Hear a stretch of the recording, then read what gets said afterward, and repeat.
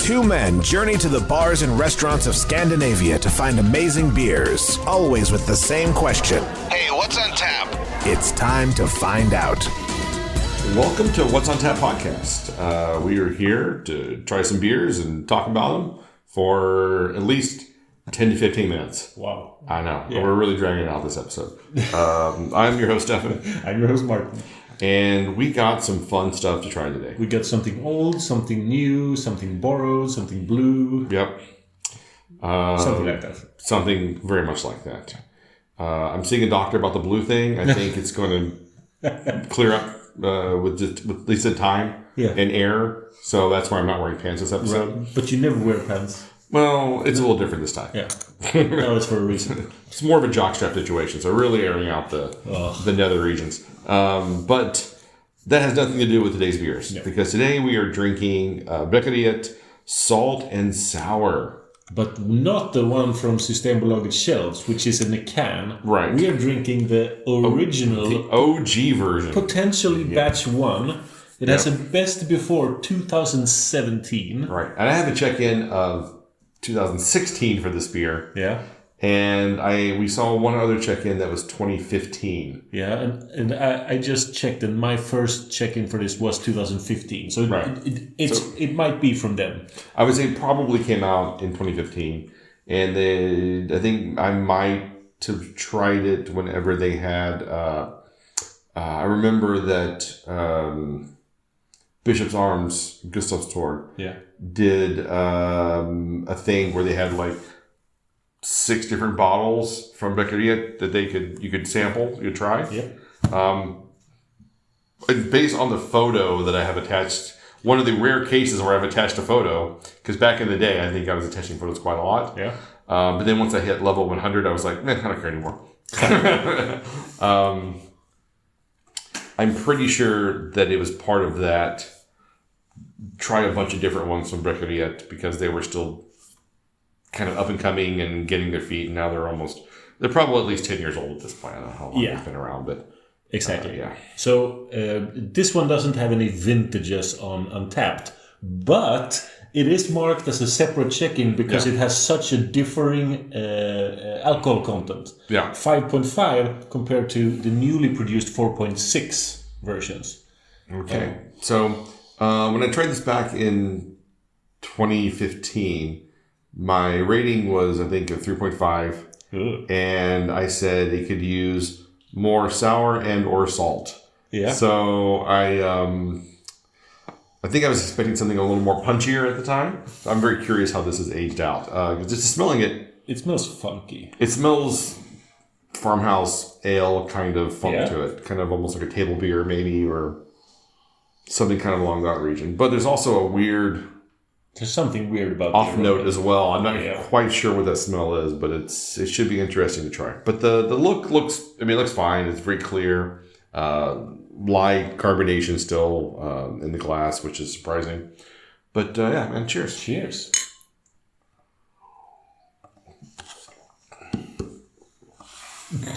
Now, we've tried other Brekeriet beers in the big bottles that have been, I think, in your cellar, or maybe it was Matthias' cellar, or someone's cellar.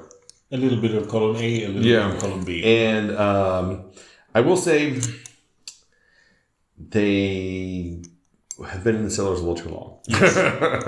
This is definitely true with this one. The carbonation is almost gone. Yeah. The mouthfeel is off. It's gotten a slight taste of smoky sausage. Yeah, weirdly. That I don't think it ever had fresh. Mm-mm. It is quite acidic.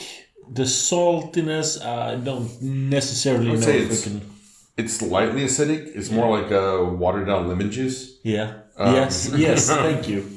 It's like slightly... It's almost like if liquorice made a beer. Yeah. So liquorice is a famous carbonated beverage. I don't think it's seltzer. I think it's carbonated water. Where the joke is that they just show the fruit to the can. Yeah.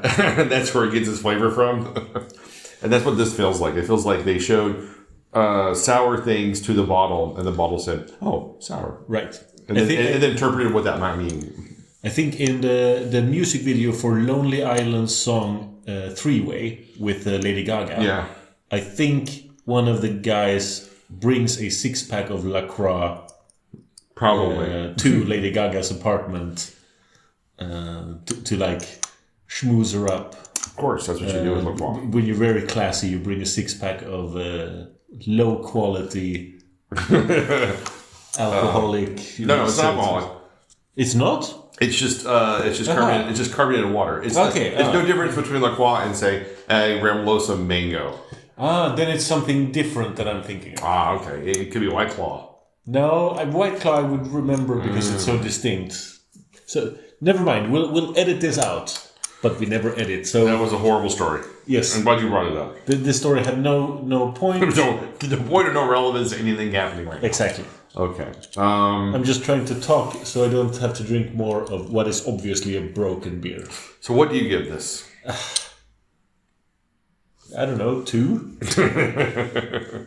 1? I mean, we've had fresh beers that are really disgusting. This is just watered down and faded. Yeah, so it says this is a gose style ale fermented with several wild yeast and lactic acid bacteria strains. It's a re-fermented in the bottle, hence the thin layer of yeast at the bottom of the bottle. What interests me is on the back side of the bottle, it has a Danish bottle return sticker. So I must have bought this from Denmark somehow. Well, I mean, I remember back in the day when they had the big bottles, they weren't selling these in Sweden pretty much. They were selling them in bottle shops. Yes, you needed to go to the internet to find them. Yeah, I mean, it was Brekeriet and it was Nerd Brewing and what was it? There was like a third one where you really couldn't. You were kind of like always trying to find the bottles because they were never in Systembolaget. They were always in bottle shops, and they always had a very small amount of them that you could try. So that's what made it kind of fun and special to track these down.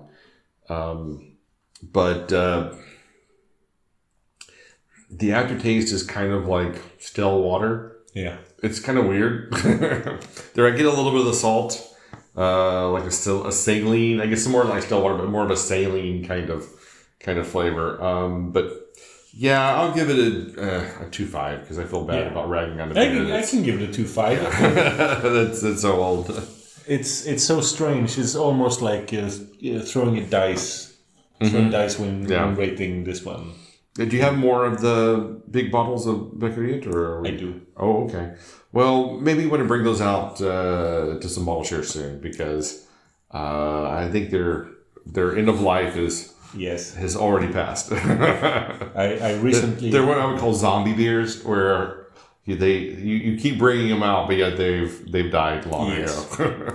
I recently hung out with Marcus Frosty Beard, friend of the show, and I went down into the cellar and I found 5 Nerd Brewing beers from like 2018-19, where you had a rating for most, if not all of them, but he didn't.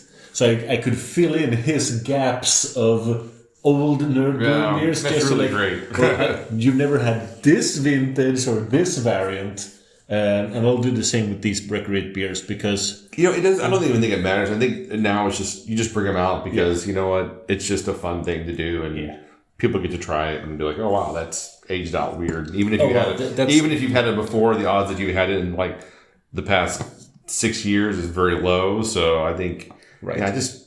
bring 1 or 2 out to bottle shares as a kind of a fun filler or something. So people can say, oh, wow, that's liquid. Yep. It's like, if I drink this, I would probably get drunk, but I don't know that I want to do that. No.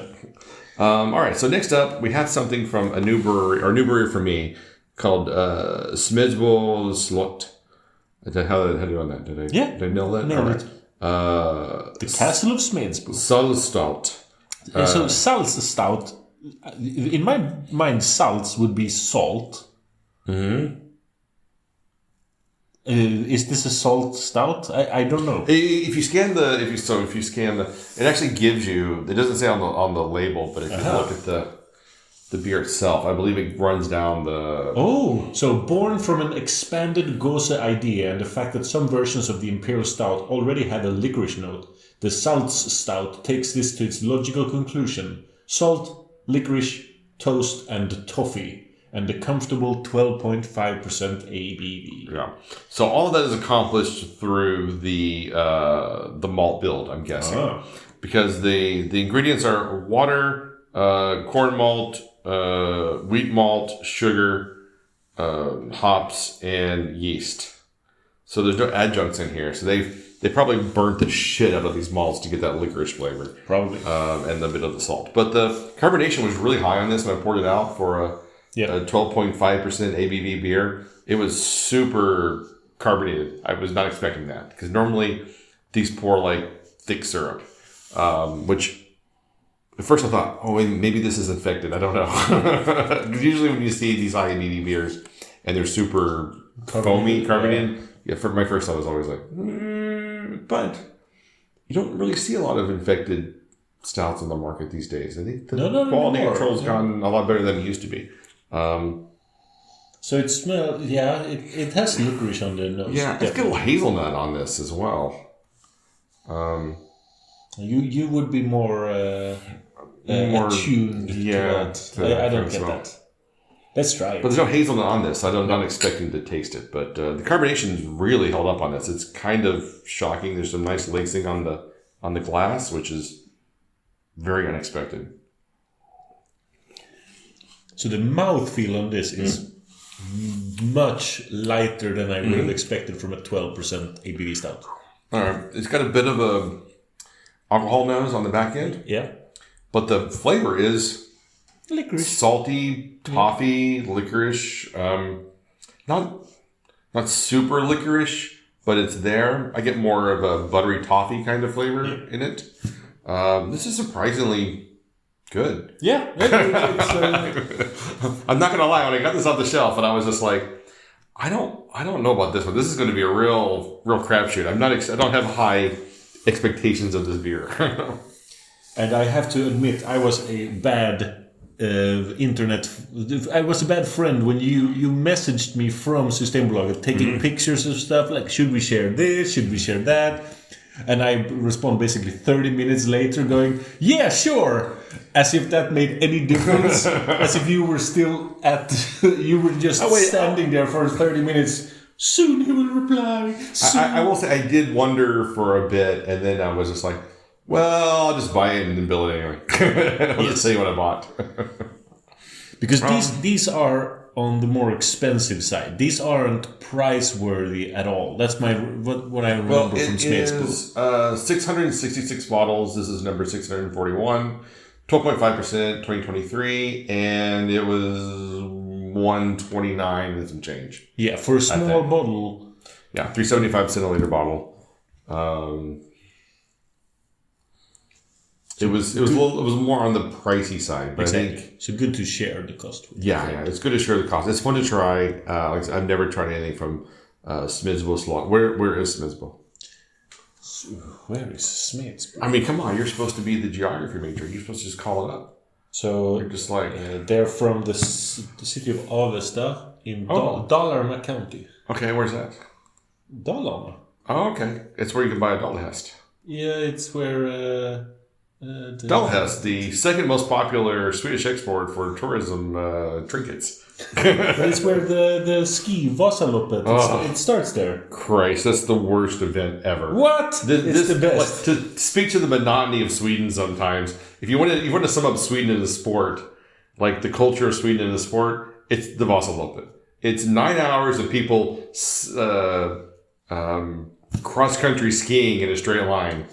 It's like, look, these people are in the same formation they've been in for the last 6 hours. Look at them go. And then, like, I guess I've never made it to the end. I always got so bored after about 20 minutes that I'm not even sure I made it 20 minutes, I'll be honest with you. Heathen, you Philistine. I'm revoking your Swedish citizenship. It is It is one of the most tedious sporting events I've ever seen in my life. But at least the one where they ski and then they stop and they shoot things. That's at least like interesting because then they shoot things. But this Vasaloppet ski competition, it's a folk movement because it's not just professional athletes. I know. The common person, man or woman, can people participate really train for this too. I mean, it's a really big thing, and it's like a marathon on skis. If you tried to put it in some sort of context that people outside of Sweden can understand. Exactly.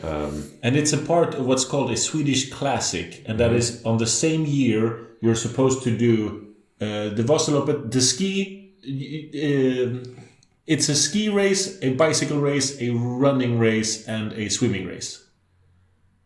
In different parts of the country. Right, at different times of the year. Yes. And when you've done all of them, you've completed a Swedish classic and everyone can bask in your reflected glory. Do you get some sort of medal or like... I think you can actually... a basket of wings or something to celebrate? I think you can like print out... you can go online and print your own certificate that you completed it? I think so. Like... I've never done it. Really? Oh! Shots fired, Mr. Harry. Shocking. I can't believe that you have never done this before. Yeah, but I have done the Bermondsey Beer Mile. Well, I've done that as well. In London. And in some ways, that is an equally laudable accomplishment. It's more difficult than all of these races. You know, really, when you look at the time, opening hours, and trying to like judge when the foot traffic is going to be the highest, and making sure you get the good places at the right time. It's not uncomplicated. It is a logistical, time-consuming event. The more I drink of this, the less the novelty of it wears out quite fast. I think I'll give it a 3.75. It's still really good. It's not a 4. It's not a 4. It started out as a 4.